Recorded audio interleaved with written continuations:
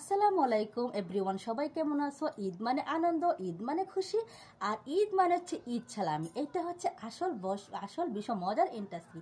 ছোটোবেলায় যখন ঈদ হতো, আমি সবার আগে গোসল করে নতুন জামা পরে একটু শ্যামাই খেয়ে আমার আব্বার কাছে এসে বলতাম আমাকে ঈদ সালামি দাও। তো আব্বার কাছে, দাদুর কাছে, দাদির কাছে, চাচুর কাছে, এবং আমার মামা যখন আমাদের বাড়িতে আসতো তখন মামার কাছে বলতাম ঈদ সালামি দেবো, কারণ আমি হচ্ছে নাছুর বান্দা, আমাকে না দিলে আমি ছাড়বো না। এটা আমার বড় ছিল, মানে আমার খুব ভালো লাগতো।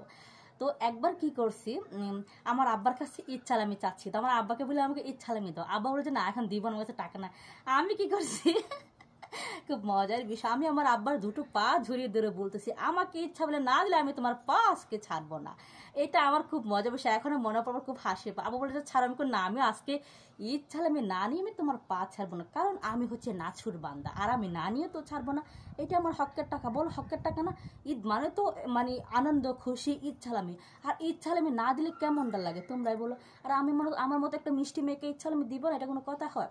আর যখন বড় হলাম, ছোটখান তো কেটে যখন বড় হয়ে গেছি, তোমরা দেখতেই পাচ্ছ এখন আলহামদুলিল্লাহ যথেষ্ট বড় হয়েছি। তারপর যখন ঈদ আসতো, তারপর আমি একই বায়না করতাম যে আমাকে ঈদ সালামি দিতেই হবে। তখন আমার আব্বা চাচু বলতো তুমি তো এখন বড় মেয়ে হয়েছে। আমি বড় মেয়েদের কী হয়েছে, আমি তো তোমাদের মেয়ে।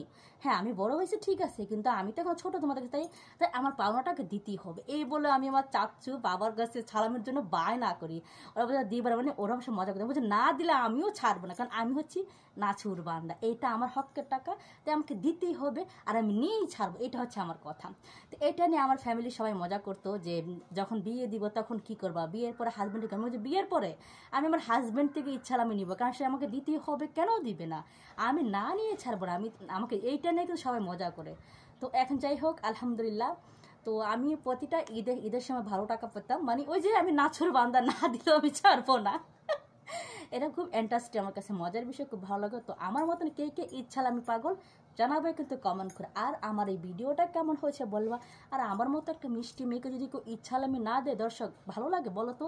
আর তোমাদের প্রতি আমার এতটা ঈদের শুভেচ্ছা, ঈদের উপলক্ষে ভালোবাসা রইল।